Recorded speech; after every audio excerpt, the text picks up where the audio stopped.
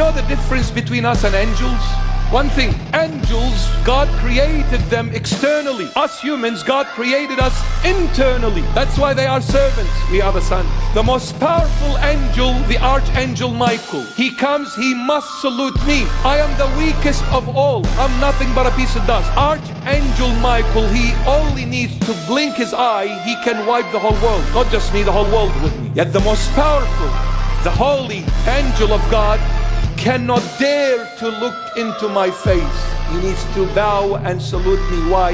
Because I descend from the royal family. I am the son of his master. And we're selling all this for the pig's field, for having fun? My son, my daughter, don't ever replace your eternity with the pig's field called the world. We cannot afford to lose our eternity. We cannot. Don't sell it.